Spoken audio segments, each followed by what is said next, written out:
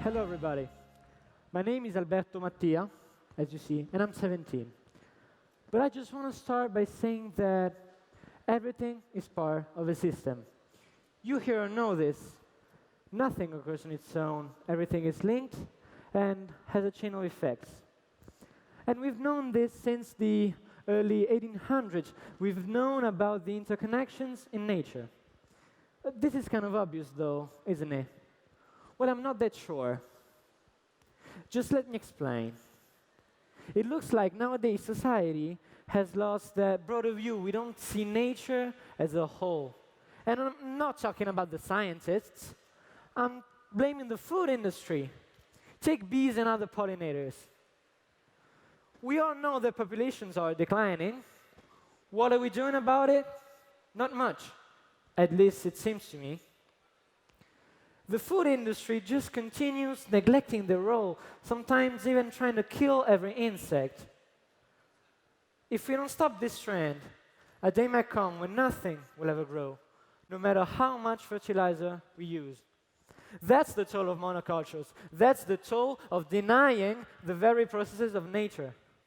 Pesticides, chemicals that cause eutrophication, overly intensive agriculture, they're not just bad for the environment, they're bad for us. But I see a glass of hope. New and efficient solutions like food forests and permaculture. These are meticulously engineered pieces of art. They almost don't need any resources. They enhance biodiversity and food diversity. They're, in the very sense, self-reliant and sustainable. Or we might opt for some more technological solutions like vertical farming that enables us to produce at very high intensity with few inputs and little land in a more controlled environment and without any use of harmful chemicals. And hence I can say, yes, we can. Too often we lose faith in human capabilities. But we are actually kind of awesome. We just need to act like bees, all together and each individually for one single purpose. Because we're not trying to save the planet. Earth will stay here forever. We are trying to save us, humans. Thank you.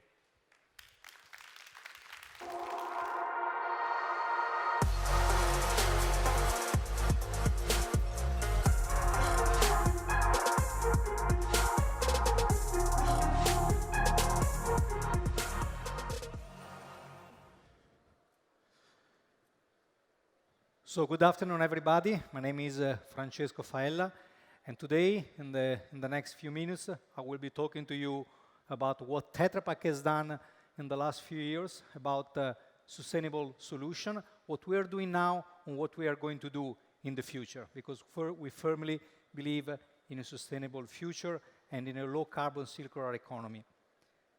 Let's start with the video. Big and small. And we live in a consumer society. Inevitably, we leave behind an environmental footprint when we consume products. With billions of consumers in the world, the small impact each individual makes multiplies into potentially huge impact, enough to change the climate and to compromise the future of the next generations. So what can we as packaging and processing equipment suppliers and food producers do to minimize this impact, while at the same time supplying a growing global population with food? The answers to these challenges lie in sustainability. So it is clear, we saw that in the introduction video, we saw that in this video, the world needs to embed a sustainable culture. And of course, ocean littering is one aspect, but it's not the only one. There is the very compelling argument of the carbon footprint and the emission of carbon footprint in the atmosphere. What is nice today is that if we talk with people, the awareness of this, the importance and the relevance of this topic is growing.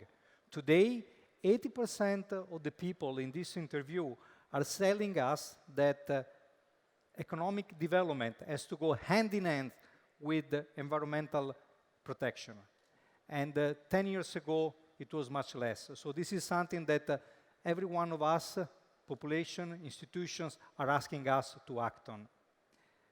In Tetra Pak, the commitment with the sustainability is extremely strong. It is connected in our brand promise. Almost 200 billion packages per year are carrying this promise, which is protect what's good. If you're drinking water in Tetra Pak packages, you will find that statement. And when we talk about protecting what's good, we mean food contained in our packages. We mean people working in our companies and in the societies where we operate, in the communities where we operate, and we mean futures. And when we talk about future, we mean a sustainable future for our planet. And all our actions are very much connected with the majority of the 17 Sustainable Development Goals. Our environmental strategy, in a way, it is simple. It is based on three main pillars. First of all, using renewable and sustainable resources.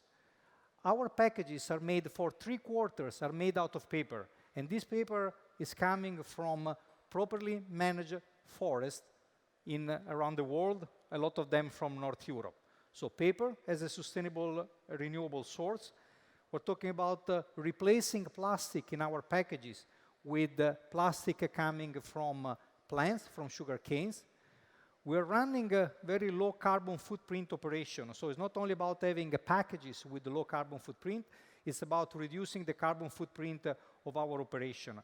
By 2030, we will have 100% of the energy, electrical energy that we use globally in our operation coming from renewable sources. And then we're talking about recycling. You know, there is this big theme about recycling of the packages, which is absolutely needed to have a proper circular economy. And Tetra Pak is not directly involved in recycling. We are not recycling ourselves. However, we have a very strong partnerships with university and institutions and companies dealing with recycling.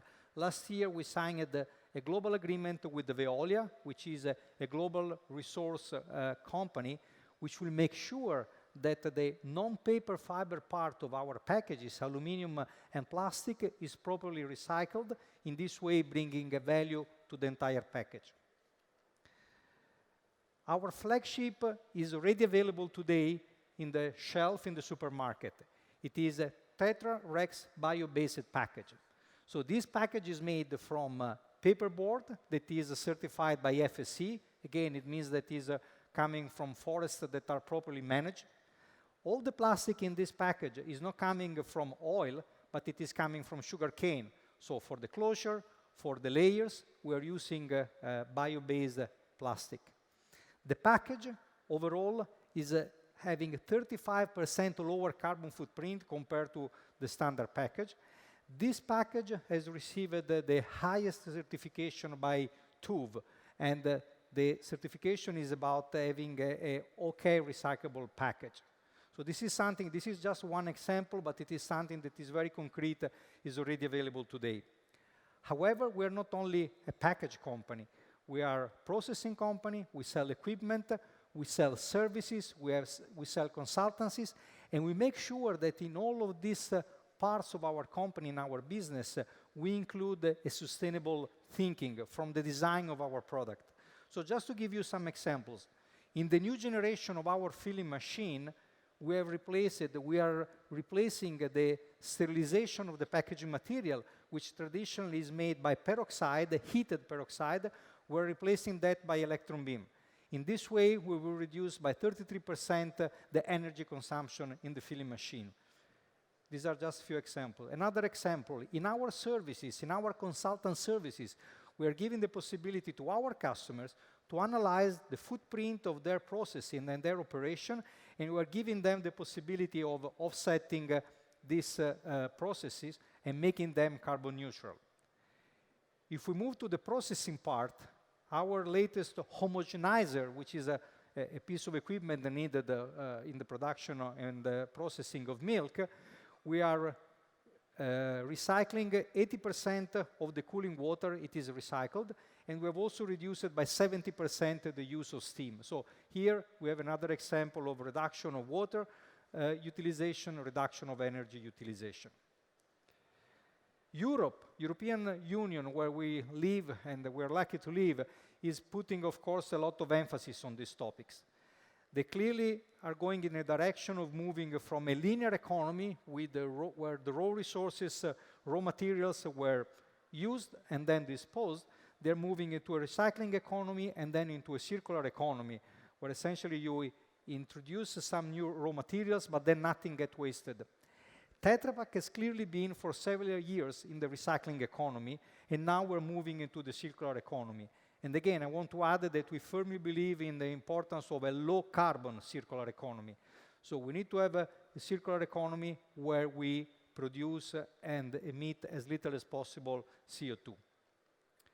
The three pillars of European Union direction are about waste prevention and reduction, recycling and landfill, and the plastic strategy. And the plastic strategy, which probably many of you have heard about, is the result of a study and seeing what was in the ocean, and then finding out that 50% of the littering in the ocean was coming from single-use plastic, as resulted in the release of this single-use plastic directive. Of course, these are challenges for the industry, are challenges for consumers, are challenges for the industry, but we like to look at this as opportunities more than as challenges.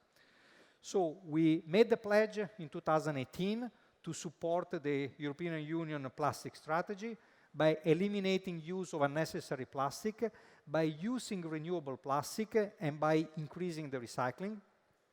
We have also signed at the beginning of this year, in 2019, we signed a global commitment by McKellen Foundation about new plastic economy.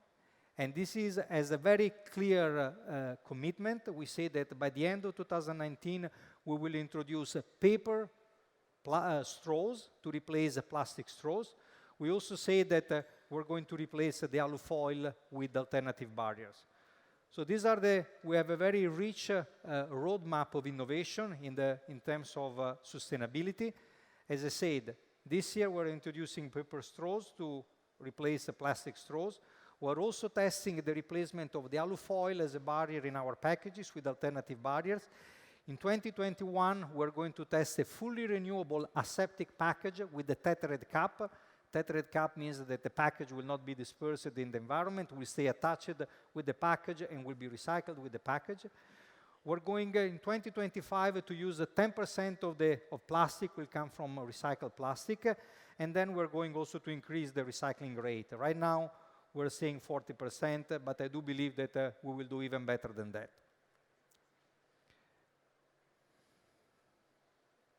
Good. So there is no doubt, we believe in a sustainable future. Let's make the food chain sustainable together. We can do that. We can all choose the right packages. And as there was in the video, I'm much older than the millennial. He's 17, I'm 51. But I absolutely have the same hope for our future. We can have a much better future. Thank you very much.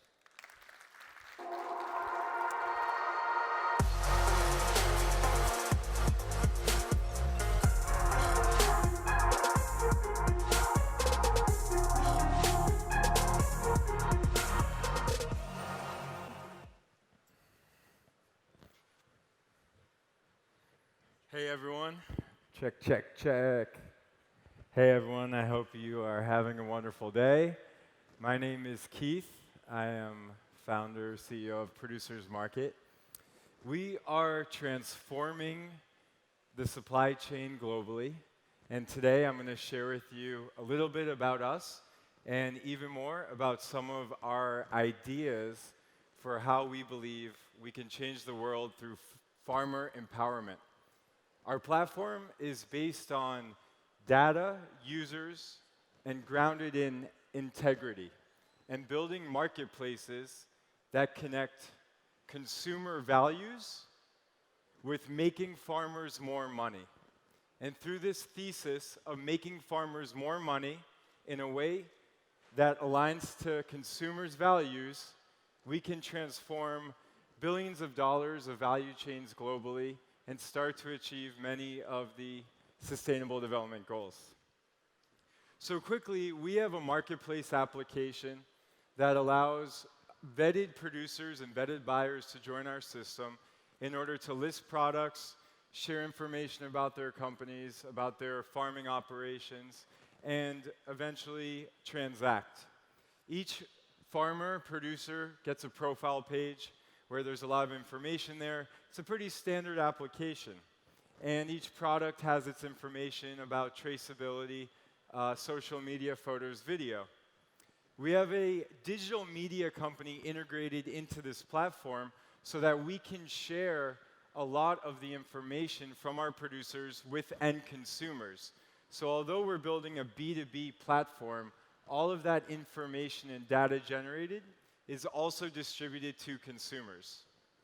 So we've developed a system we call the smart value chain, where we want to take every step of this supply chain from growing to the harvest and packing, processing, sales, and start to add in a digital aspect.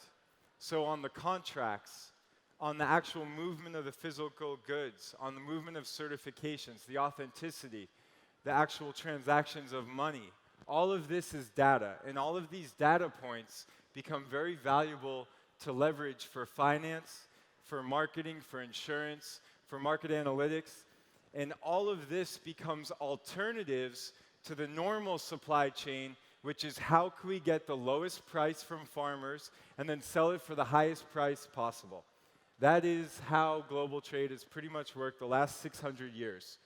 What we're doing at Producers Market is saying, let's minimize the amount of intermediary, broker, trader margins, and instead focus a model based on data with integrity.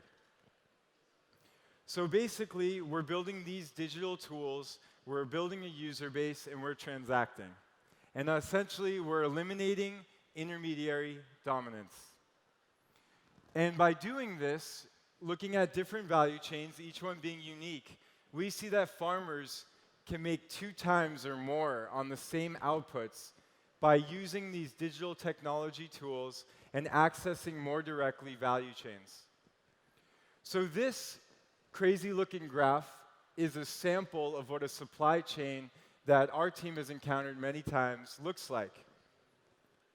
It consists first of organized, unorganized farmers who sell their outputs into an aggregator, a packer, a processor, groups that can take raw material and turn them into a product that can be put on a case, a pallet, and shipped out.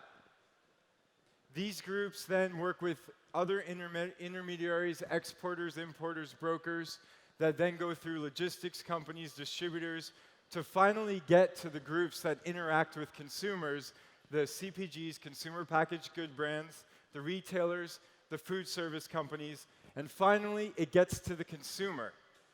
By the time it gets to the consumer, we really don't know how this product has impacted the environment, the people who grew the product, and really, what's the authenticity of the product we're consuming. Maybe there's a nice organic certification, or maybe there's a bunch of other certifications, but how do we actually know that this product is what the certification says it is? Personally, I've certified organic farms as an entrepreneur, and it wasn't much of a process. So the integrity is on the actual user of the system, and when there's a lot more money to be made by defrauding the system, the unfortunate truth is a lot of people choose the money. And so what we really want to build is a system that gives more authenticity, trust, and integrity. So this is another example of a model. This is a coconut project we're working on in the Philippines, where the aggregator, who has great intentions for helping farmers, they unfortunately have to go through collectors, people with trucks that show up to the farm and just negotiate the lowest price possible from very poor farmers. And then it goes from the trader to the aggregator to the intermediary, and eventually it gets to the CPG, retailer, food service, who are all being pressured by their consumers to have social responsibility. And when you talk to these groups, they really want to have a good impact, but what they don't want to do is pay more for that impact, unless the consumers want to pay more. And what they don't want to do is hire a whole new procurement team to go to the source and see or validate that each raw material that they're buying into their value chain treats people with respect, helps communities, gives more money to farmers, and it's just too big of an obstacle. And the key point here with finance is because there's no real data being generated by these unorganized small farmers, going to traders, going to collectors, going to the packer processor, the finance options go to the aggregator, the intermediary, the distributors, the wholesalers, and these final retail groups. So the financial system cuts out the farmers.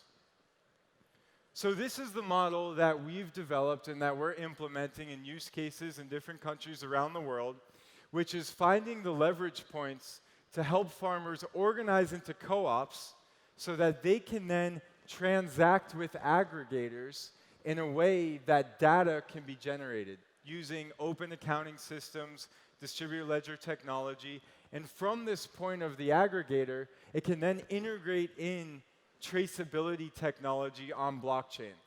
Right now, we're experimenting with IBM's Food Trust system, and we're seeing how we can efficiently, using smartphones, using tablets, integrate this technology into the aggregator's hands to start to register all of the collections and giving an actual identity to each farmer so that we can start creating unique data sets and aggregated data sets to understand who the farmers are, when they harvest, how much money they sell for. So now we could go back to these large micro-lending impact organizations who are in fact sitting on a lot of money that they aren't able to distribute because they don't have risk profiles for the farmers. So by working directly with the aggregator and plugging them into a digital system, we are now able to create unique data sets for the farmers and in turn be able to offer them different services through third parties like insurance, like microloans, and other forms of finance. Now this version 2 model is really the dream for us. It's that the cooperative of farmers work together to then implement a processing facility. They become their own aggregator so that they can now directly do business with the final wholesale groups and therefore cut out multiple levels of a value chain and bring back a lot more money back to the farmer. I myself have been a farming entrepreneur and been in farm finance procurement, and in my 12, 13 years of experience, there's really only 3 things that matter to all the farmers I've ever worked with, myself included, is how much am I being paid, when am I being paid, and how can I access more finance? Any solution outside those 3 things don't really matter to the farmers I work with. And our team is really focused on those 3 questions. How do we get more money to farmers for their outputs? How do we get them paid on time? And how do we get them access to finance so they can scale up, so they can have accounts receivables financing, forward contract financing, and eventually create the tools for them to build their own factories, processing facilities, to then access further down the supply chain. So part of what we're integrating to our system is this digital toolkit where we can have smart contracts or digital contracts where now negotiations of the buy and sell agreements can be put into a digital format, put on a blockchain, verified by a community, and adding the traceability, the financial components, the data, and of course the social media. And using digital marketing techniques to funnel buyers, funnel consumers onto this platform so that instead of doing marketing and advertising, we are just sharing content, sharing the authentic stories about who the farmers are, how they're growing, and then letting everybody come through this digital system to interact. Here are some of the Instagram accounts that our company owns and operates in order to direct directly to consumers so that we can include them in the value chain, and then they can interact with the brands to tell them what they want.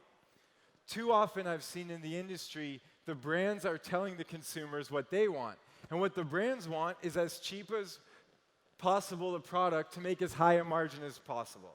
There's a few brands that go against the grain, but most of the brands, because of their shareholder structures, are pretty much forced into that model of profit maximization at all costs. What we want to do is let the consumers tell the buyers exactly what they want. They want regenerative farm practices. They want farmers to be paid well. They want the environment to be taken care of, and they want their communities to be supported and the health of their product to be authentic. So how do we make money as a company? So we've developed a model where we're just taking a 0.5% service or transaction fee on the flows of movement through our system and reducing that 5, 10, 20% into a transparent 0.5% model. We charge no membership fees. We don't believe that farmers should have to pay to sell their product. They're taking enough risk by planting the tree or planting the crop, tending to it, paying for the inputs, paying for labor, paying for all the packaging, paying for the systems to harvest and pack and then sell. That's a big enough risk when you also have to account for the environment, which they can't control, and then global market trends, which they also can't control. So let's set up a system in which farmers get rewarded for their risk. That's how all business seems to work. That's definitely how finance works. You take a risk, you get a nice return if it works out. Farmers take a risk, and if it works out, they get paid crap. It's really not a fair system, and we believe with digital technology and transparency and aligned values, we can start to make a dent into the value chain. So finally, we're looking at creative financing. So how do we leverage purchase orders from reputable big companies like large governments, like large retailers? And in this example, we have mega buyers, we call them, like let's say the Chinese government. How do we take these purchase orders and leverage purchase orders in order to get financing and invest in assets that can actually help farmers to go further up the value chain? We believe that getting farmers assets is a key component in getting them finance and getting them further up the value chain to access greater markets. So in conclusion, we definitely have some crazy ideas, and I'm glad that you guys are here to at least listen and enjoy them with us. We're open to sharing. We believe every person who has this shared value is complementary to our system, and we welcome any ideas, any collaborations, and any feedback. Thank you all very much. Appreciate it.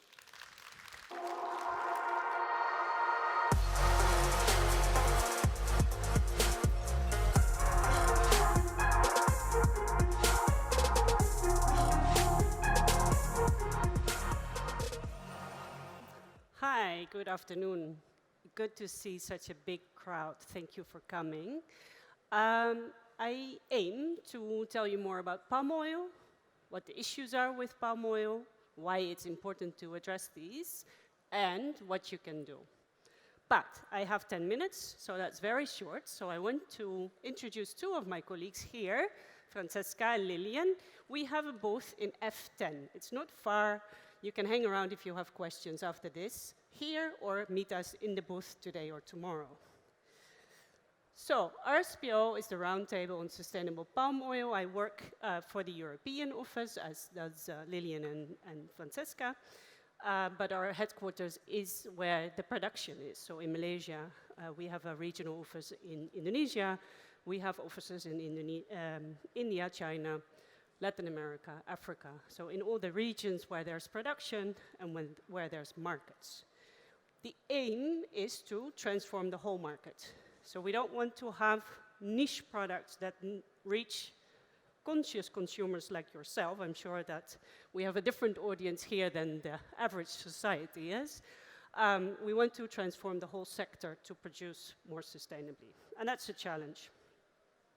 So I'm not sure what my audience is today, but if you have traveled in Asia, I'm sure you have seen oil palm plantations, but this is what it is. It's oil palms on the left, on the photograph. On the right, it's the fresh fruit bunch. So palm oil comes from fruits.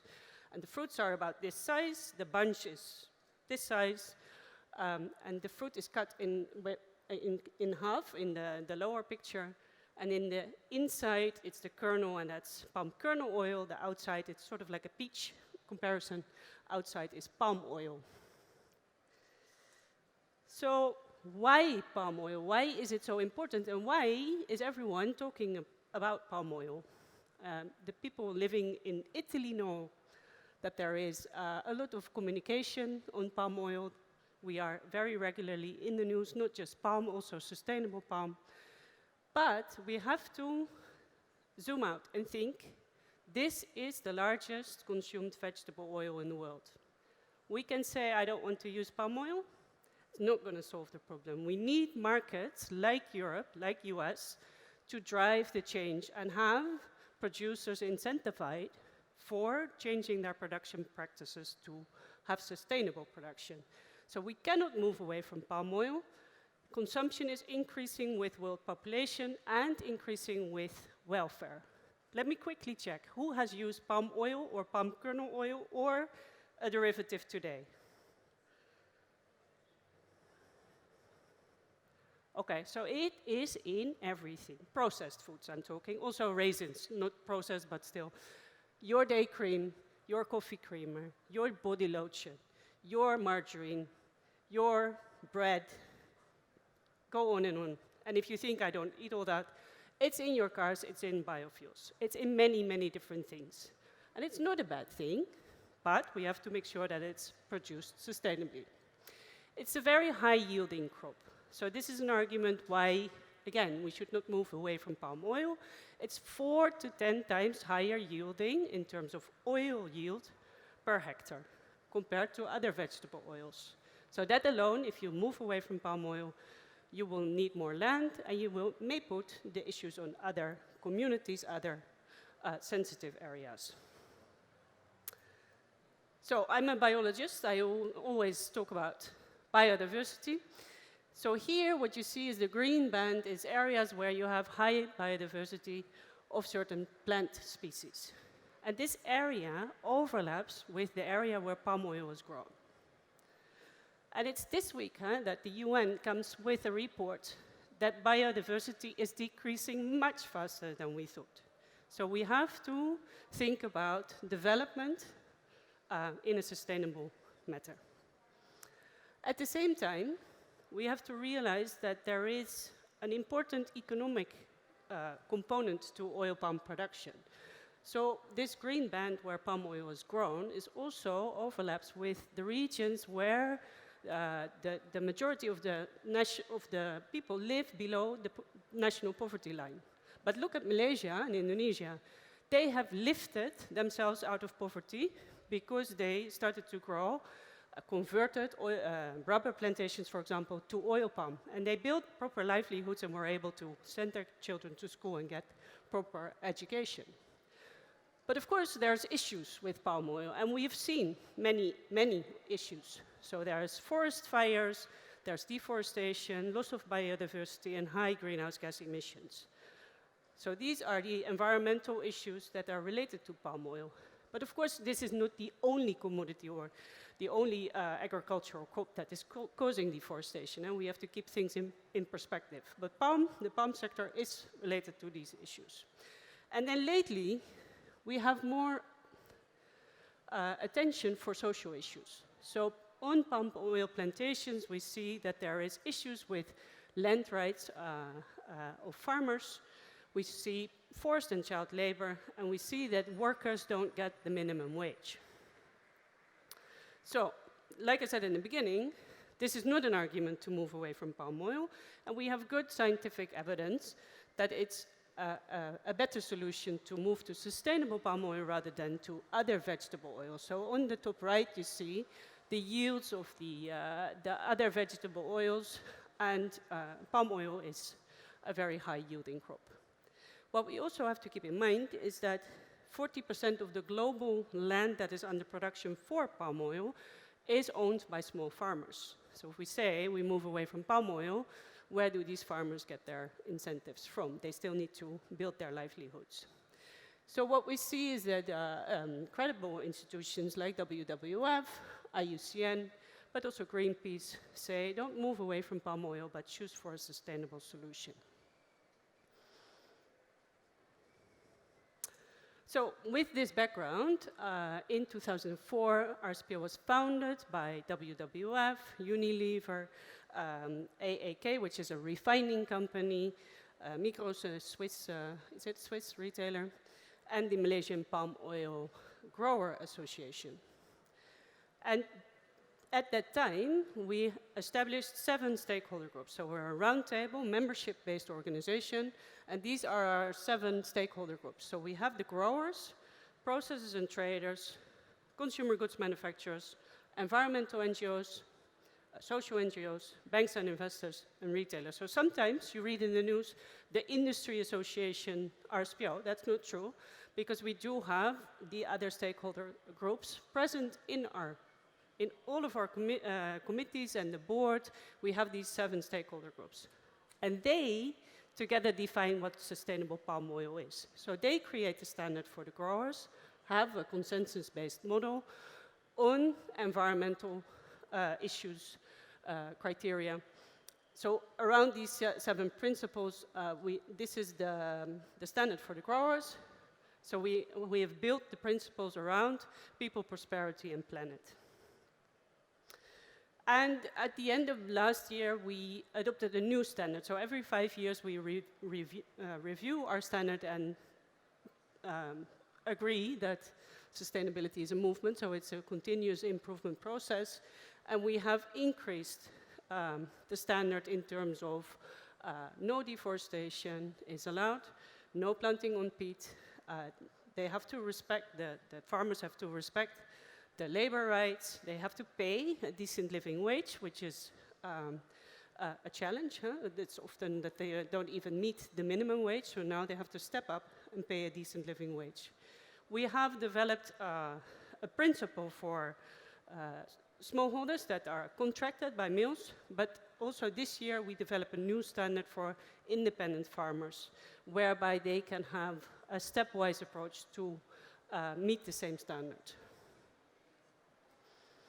And of course, many of the companies here have policies around the SDGs, and you cannot think that there is no speak of sustainable development goals, because you see it everywhere throughout the conference, but also RSPO members contribute to these goals. So I've listed them here, so it's zero hunger, clean water, decent work and economic growth, responsible consumption, and the life of land. But the RSPO members also contribute to gender equality, climate action, and partnerships for the goals. So this is to show the size of the organization. Globally, we have more than 4,200 members. The largest countries where our members are based are US, Germany, and UK. And Italy, you're in good company. It's 207 members already. So the complexity of the supply chain is a bit much to deal with today. I can't go into it, but I want to say that every company can take their part in sourcing sustainable palm oil through one of the 4 supply chain models. So this book and claim system is a credit system where farmers sell credits directly to the markets, to the consumer goods manufacturers and the retailers. And it's a way to directly incentivize the farmers and not have these added costs like the previous speaker was talking about. Then we have a mass balance model where you mix sustainable and unsustainable material, but you keep track of the volume sustainable going in. And then the last 2 models are segregated. So for segregated, you can actually say there's sustainable material in my product. And the trademarks are on the right. These are trademarks that can be used by our members. So, of course, as a sustainability scheme or standard, you have to show that it matters what you're doing, like that the farmers make a difference in terms of sustainability. And we have a really good and interesting impact report on our website. Please have a look at it. And there's a new version coming out very soon. But what I found interesting to read is that there is a huge greenhouse gas emission reduction by our members. At the same time, our smallholders see a better, higher profitability for their certified farms. So these are 2 aspects that I wanted to highlight, but the report shows impacts in all sorts of indicators. So this is another indicator. So our members have today saved 263,000 hectares of high carbon, high conservation value areas. So they've set that aside. They cannot develop it under the RSPO standard, and they have to maintain that. And that equals 350,000 soccer fields. In my mind, that is huge. So if you are in this supply chain, as consumer, as company producing, as financial institution, this is what you can do. You can become a member of RSPO, and you can create this movement towards sustainable production and sustainable consumption. You can buy credits. We have more supply of sustainable material than demand. That's not good, huh? The farmers are not rewarded for their action because only half of the certified volume is actually sold to the market. So we are not paying our part into this transition as markets. Then, if you're a consumer goods manufacturer, you can certify your facilities and purchase certified material. And the claim is voluntary, but companies can claim and show that they are supporting this transition to sustainable production. I would like to thank you for your attention, and come find us for questions.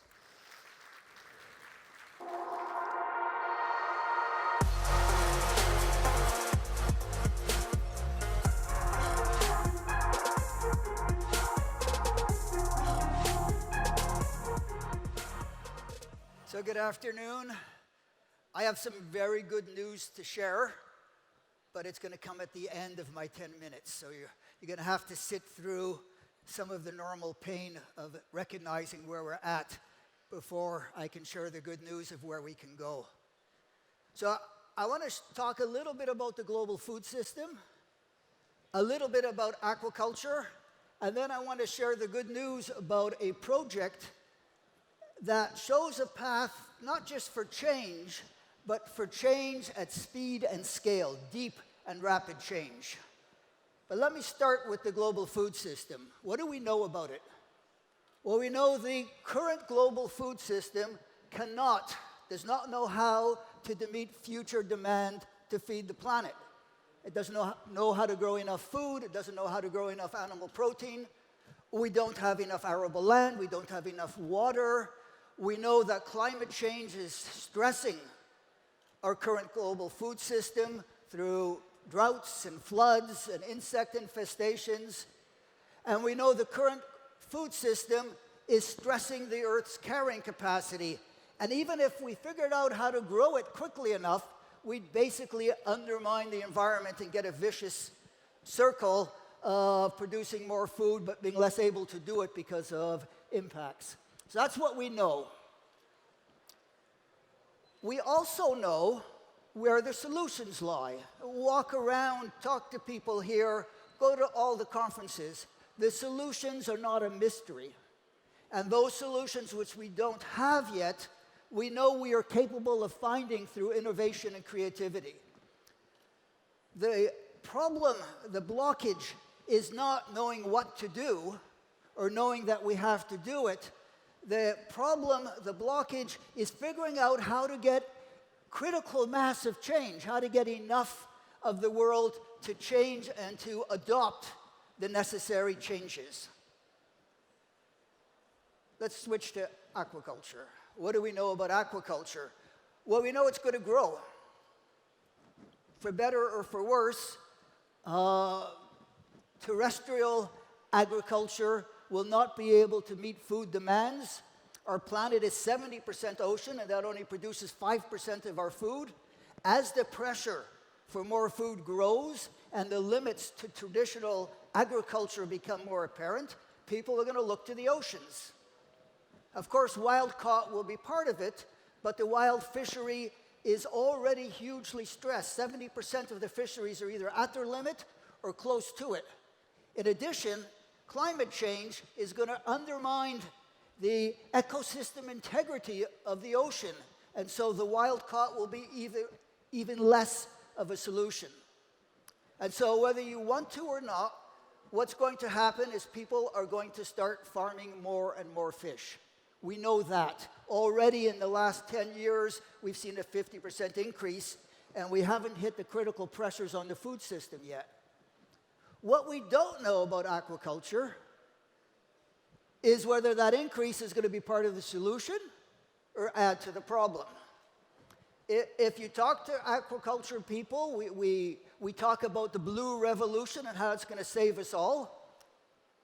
But we know the green revolution saved us with food, but undermined our planet with greenhouse gases and pollution and destruction of biodiversity. So the blue revolution may produce a lot of food, but will it do it in a way that doesn't undermine the planet? So we know the same thing about the food system and about aquaculture, is that we need change at speed and scale. We need rapid and deep change. And we're not quite certain how to get that amount of change. Having good projects, having brilliant projects, having inspiring projects is terrific. But we're still going to have climate change, biodiversity destruction, and pollution. We're still going to undermine the planet if those are just projects. We'll feel good about ourselves, we'll applaud each other, but if the majority of food production does not change, then the good projects are just exercises in vanity and self-delusion. All right, I said there was going to be good news. And the good news is an experiment we've been trying to get change at speed and scale in aquaculture. So it's called the Global Salmon Initiative. And the Global Salmon Initiative has a bunch of things that I think create a sense of possibility, show a path for other sectors. First of all, it's got scale. It's got more than half of the global farm salmon industry. So we're not talking about a project or somebody doing something cool in Norway or some innovation in Canada. We're talking the entire world's production. Half of it is enrolled. That's scale. It's got ambition. The members of the Global Salmon Initiative have committed to going 100% ASC, Aquaculture Stewardship Council standard. It is the most demanding, environmentally demanding global standard. It's not perfect. It's not everything we want, but it is the most demanding out there. And the people who have signed on to the Global Salmon Initiative have said, that's where we're going to go. That is how we're going to operationalize our ambition. So it's got scale, it's got ambition, it's also got capacity. The Global Salmon Initiative is CEO-driven. That means every company who belongs, their CEO shows up twice a year, and we get 90% attendance at the CEO level to review progress and to make commitments. They put their commitments to the Global Salmon Initiative as KPIs for their executives. And it also has capacity because they then send their chief technical people, their chief developers, to meetings to find a solution. So this is the private sector saying, we're going to do this, and unleashing the creative genius of the private sector to figure out how to do it. In addition to having ambition and capacity, it also has community. And I can't underline how important community is, because if you're going to do something terribly radical and brave, first of all, you want others to hold your hands. And I know when you think of big global CEOs, holding hands is not the first thing that comes to mind. But working together, they inspire each other, they hold each other accountable, and they create a sense of community can-do to be brave and try and do these things. But they also use community by doing pre-competitive sharing of technology. So anybody who belongs to it has to sign a commitment that whenever a company discovers a new technology, figures out a new practice, they will share it for free with every other company around the world. So instead of competing on environmental performance, they are actually driving it forward by sharing environmental performance. And the result has been a huge acceleration of change. Instead of one company finding out this will work and then using it to be better than everybody else, they teach everybody else, and then the whole sector comes up.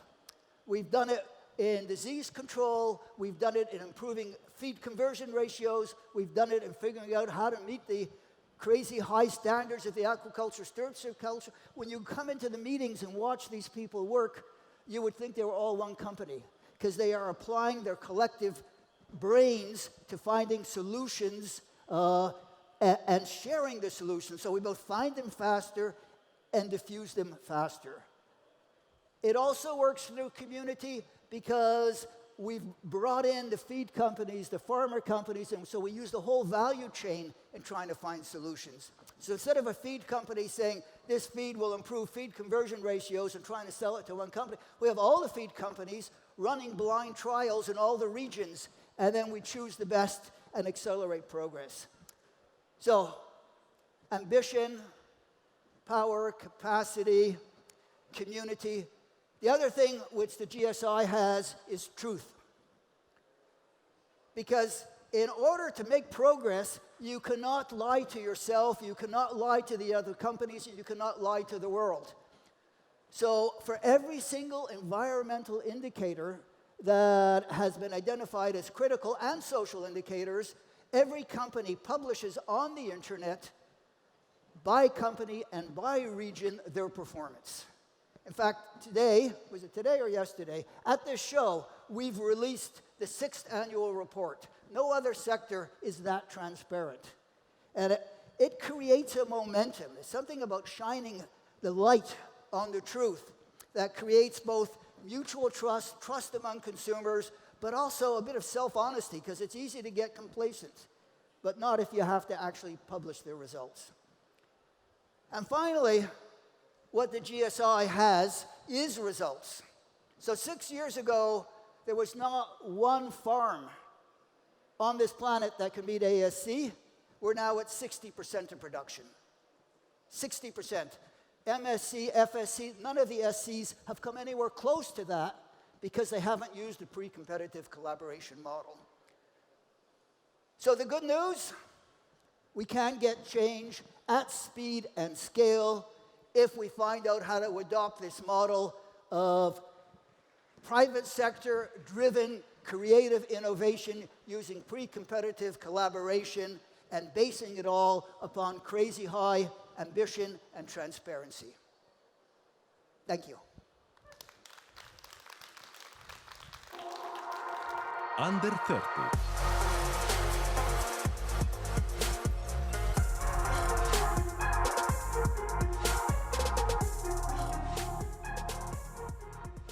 Such a great initiative. Thank you. My name is Aris Christodoulou. I'm the founder of SIGA Company, an approach that we initiated in 2016. I have a very strong French accent. If you prefer, I can try to do it with the Italian one. Before anything, you should know that we do not eat nutrients. We eat food. If I take different food, with the same rate of sugar within it, I may have a lot of variety of health potential. I mean, I can have natural present sugar, or I can add the sugar. Even with the added sugar, I can have different health potentials. I can have evaporated sugar, I can have refined sugar, or I can have hydrolyzed sugar. The last one is an ingredient, a purified, isolated, denatured ingredient that we only find in ultra-processed food. Many studies have been led around ultra-processed food. They all came to the same conclusions. If you eat too much ultra-processed food, or if you raise the rate of ultra-processed food you eat, you will be exposed to a higher risk to develop cancer, heart attack, or a higher mortality. We consider that we shouldn't go further than 13% of ultra-processed food. In France, we are eating 36% of ultra-processed food. That may be why the government, in 2018, said that we should reduce the consumption of ultra-processed food by 20% in France. This objective is now official, as in 2019, we can find this objective within the official recommendations. SIGA wants to help the food industry to reach these objectives. We want healthy food everywhere for everyone. You may have understand, SIGA works with quality according to degree of processing. We assess products according to their degree of processing, with three main criteria. The first one is the degree of processing of food and ingredients. Second one is the risk levels of the additives. We use the EFSA opinions to do this. The third criteria are the nutritional targets. We took the one of the FSA, which are the same nutritional targets that have been used to set the traffic light or the French Nutri-Score. Just before presenting you the SIGA classification, I wanted to share with you the 3 golden rules to adopt a preventive diet. First, you should eat mainly vegetables. We consume too much protein from animals. We should reduce by 2 the protein animals we consume.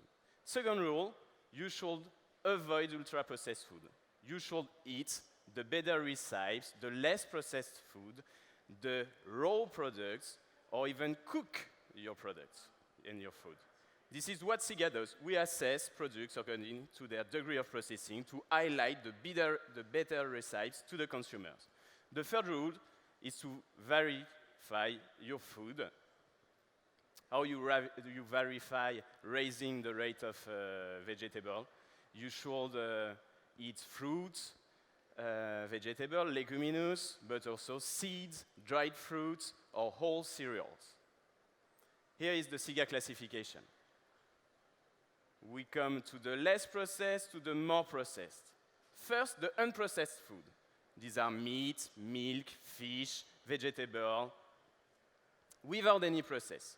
We don't say that you shouldn't cook your meat, but cooking is a thermical process, and any thermical or mechanical simple process brings you to the low processed food group. Here we find also the culinary ingredients, the less processed one. You won't find the hydrolyzed sugar here, you won't find the refined oil, the hydrogenated oil, or the esterified ones. If you take low or unprocessed food and you add culinary ingredients within this preparation, you are processing food. Processed food are defined by the addition of culinary ingredients. As they may have different health potential with a high rate of sugar or low rate of sugar, we have 2 different groups within the processed one, the balanced food and the tasty ones. We can have firstly the bread, for example, or any plate, and on the other side you will find the chocolate, the biscuits, etc. And then you have the ultra-processed food, where you will find purified, isolated, or denatured ingredients, as a yogurt with one aroma is a ultra-processed food, as a dessert with thickeners, syrup, aromas, extracts, etc. We have different subgroups within the ultra-processed one. In addition to the SIGA ranks, we give medals to the better recipes by categories. If you take the biscuits, necessarily you will add butter or sugar.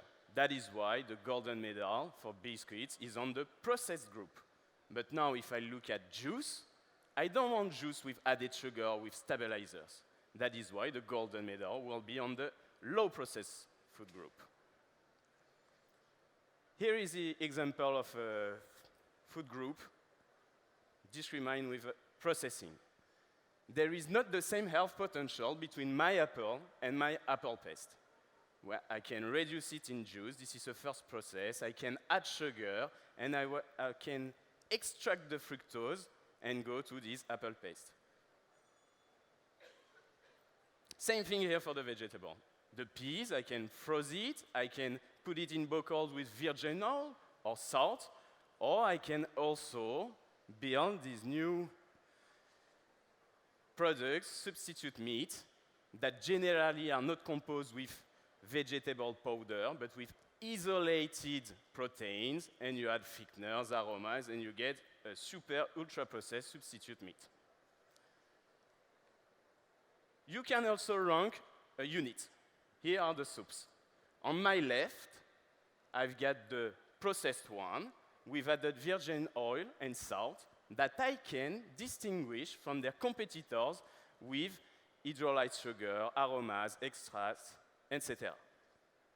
The problem here is that if you only consider food as a sum of nutrients, and you use, for instance, the Nutri-Score, you will notice that you are not able to distinguish the manufacturers who had a better policy quality.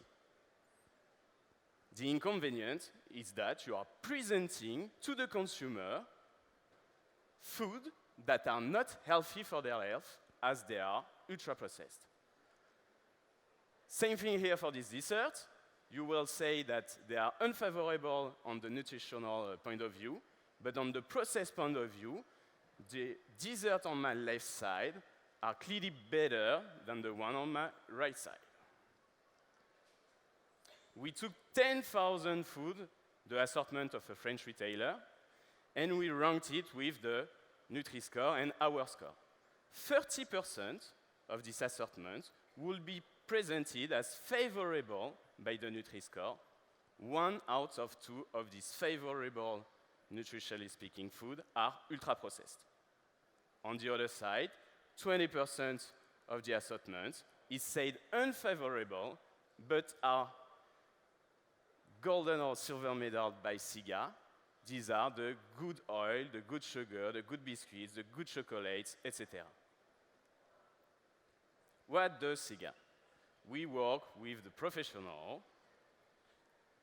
We assess their products according to our grid, according to our criteria. As we have many and thousands of products yet assessed in our basis, we can position their product on the market. It helps them to monitor their policy, to reformulate their food.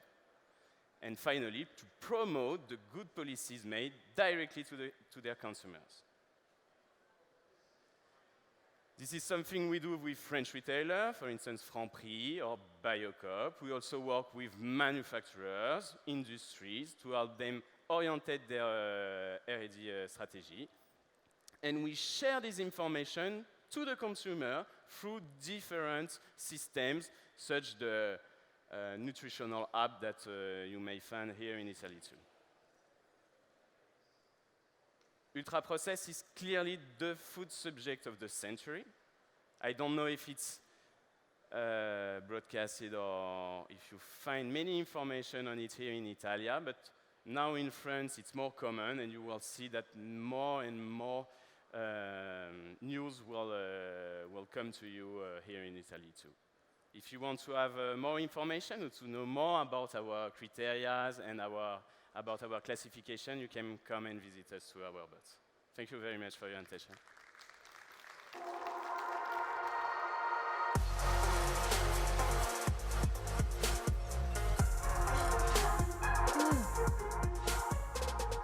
Good afternoon, everyone.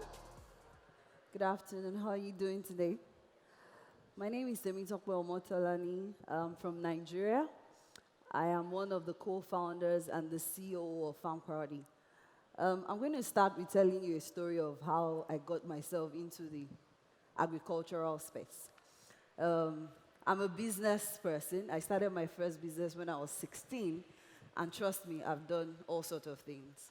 But in 2014, I decided to create a local market in a highbrow area in Lagos. We call it Lekki in Lagos. And I gathered women and people that would sell foodstuff from tomatoes, pepper, meat, and just gathered them together in a center. So they would sell to these people that live in the highbrow area at a relatively cheaper price than they would get it in their local area there. So I started doing this business, and the market would hold every last Saturday of every month. And After that, I was getting feedback from my clients that, oh, we cannot wait for the next market day. Can you just, let's send you our food list so you can deliver to the house. So I started a foodstuff logistics business whereby I would deliver foodstuff to people. So housewives, bachelors would send in their food list and we just go to the market, shop for them, clean up the foodstuff, and deliver to their houses. But the logistics was killing me. I wasn't making profit.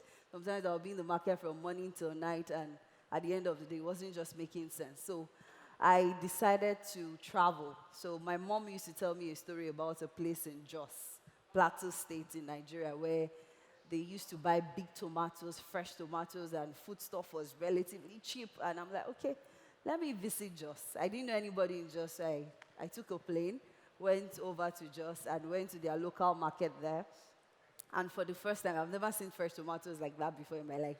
I saw fresh tomatoes, I'm like, wow. Okay, so I spoke to them. I said, that means you have your farms close by. Where are your farms? Who are your farmers? So they pointed me in the direction of the farm. So I went to the farms, met with the farmers, and I saw freshly plucked tomatoes, entered the farm, saw how they were doing it. So I just called my friends in Lagos, and I said, borrow me this money, borrow me that money. So I just crowdfunded, gathered funds together, and called the guy I buy tomatoes from back home. And I said, oh, I am in Jos, and I'm seeing a lot of tomatoes. So should I just load my truck and bring it all the way to Lagos? You would sell for me. The guy said, yes, madam, just load. He's an Hausa man. So I loaded the truck. I didn't even bother to ask what to buy or how to buy. I just bought. So I bought, and I was told in 17 hours my truck should get to the market in Lagos. Lo and behold, it didn't get to the market until 24, 25 hours. So by the time they got to the market, half of my tomatoes were spoiled and all of that. But then I was excited because I thought, okay, I can keep doing this. So I did the second one, issues with logistics, did the third one. And by the time I did the fourth one, I was even duped and ran into serious death. So I remember I said, okay, this agricultural thing, God needs to have called you to say, my daughter, you should go into agriculture before you do it, because it's a business that can be very interesting. So I was talking to a friend in church, and I said, I really want to do this thing, but I don't know how to do it. So I thought maybe I should partner with a farmer that had a tomato farm. That would give me more control because I'm in charge of production now, not that I'm buying and then have to resell. So I partnered with this farmer, and I was in Lagos, he was in Jos. We had like 18 hours distance between us, and I would call, and the guy would say, oh, madam, the farm is going well. Send me pictures. He couldn't send. I couldn't visit either because of the distance. So eventually, it was time for harvest. I decided to visit the farm. And so let's imagine 2 hectares was meant to be the size of this auditorium, right? So let's just imagine. By the time I got to the farm, maybe that half was what was done. And I later got gist from people that the dude married a new wife and bought wrappers and all of that with my money. So I went back and I'm like, okay, there must be a way to solve this problem. If everybody keeps dumping this thing, nobody will grow food for us. We were told that in 2050, the population is going to double. So who is going to feed everyone? So if the learned people that want to go into agriculture get into it and they want to run out as quickly as possible, then who is going to feed us? So I was talking to a friend, Onyeka Akuma, and he said, because he has a background in technology, and he said he's been looking at ways he can use technology to solve these problems that we face. And I'm like, okay. So that was how we started Farm Crowdy. Farm Crowdy, it's from my own experience dealing with these farmers, I identified a couple of problems that they had. Number one is farmers don't have access to funds because if they want to go to banks to borrow money, for example, the interest rate is 2 digits. So you can't even plan as a farmer. There is no financial inclusion for farmers, The other problem we identified was insurance. In my case, the farm was not insured, so all my money was gone. The third problem was there was no technology in order to bridge the urban world and the rural world. So there was just that gap in communication or gap in seeing what is happening at that end of Nigeria. So we also identified that there are a lot of people that want to invest, but they did not know how to go about it. And the government kept on saying, everybody do agriculture, but nobody knew what exactly to do. So we created a crowdfunding platform where an everyday Nigerian could see farm crowding as an alternative investment, where you go on our platform, we have crops from rice, maize, soya, cassava, cattle fattening, to poultry. You just go on our platform, just the way you shop on ASOS or you shop on, where do you shop? Amazon, yeah. Just the way you shop on Amazon, you just go there, you click, and you say you want to buy 5 pieces of shirt or so, for example. You just go there and click on the number of farms you want to sponsor. And once you click on it, you get a notification email from us that says your farm cycle has started. Now, once that money gets to us, what we do is, remember in my case, I gave my money to the farmer. We don't give monies to farmers. We use the money to buy all the inputs that the farmers will require to work on their space of land. Then we have our own technical field specialists that live in those communities with these farmers to train them and hold their hands through their farming cycle process. Because we notice that most of the farmers are still planting like they are in the arcade world where they still use cutlasses and hoes and all of that. So we had to introduce mechanization, train them on how to space properly. A lot of technical support was introduced for the project to be successful. Then at the end of the cycle, we have also created a market access. This is actually even done at the beginning of every project, where we identify buyers, people that would buy the product before they go into production. One thing we discovered is that a lot of farmers, every year, they go into their farms and farm and assume that people would buy. They forget to plan based on specifications. They forget to plan based on what would my end buyer or the market, what would they need? They don't even know who their market is. So before we go into any project, we identify a buyer. We call it processor-led projects. So we have a processor already that is ready to buy everything that is being produced by this farmer. A price is being agreed at the beginning of the project, and with this price, we are able to promise everyone that goes on our platform to sponsor a farm a return on their investment.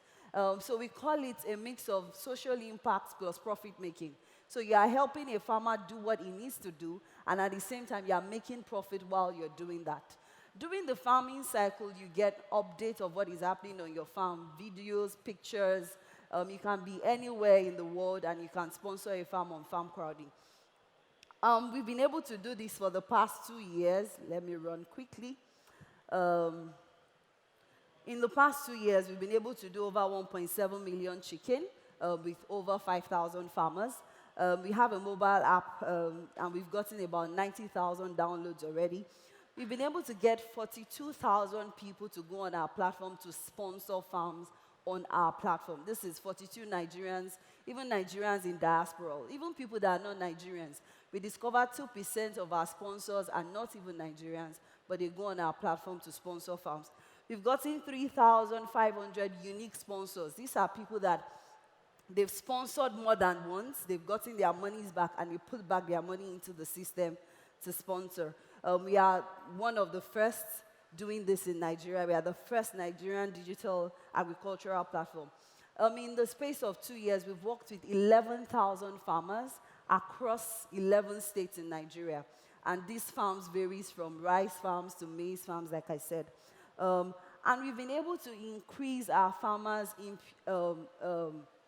income by 80% so far. And in 2 years, we've been able to generate over $9,000 from everyday Nigerians putting as little as $100 to $150 on our platform to help farmers do what they do since we started sponsorship. Our mandate is to empower rural farmers, contribute to food security in Africa, and engage more youth, because we notice that most of the farmers out there, they are between the age of 60, 65. If they pass on, who would take this on board. Our company, we have about 50 staff, and the age range is between 20 and 35. This is us trying to make agriculture sexy so we can get a lot of youth involved in agriculture. That is what we do in Farm Quality. Thank you very much for listening. Thank you.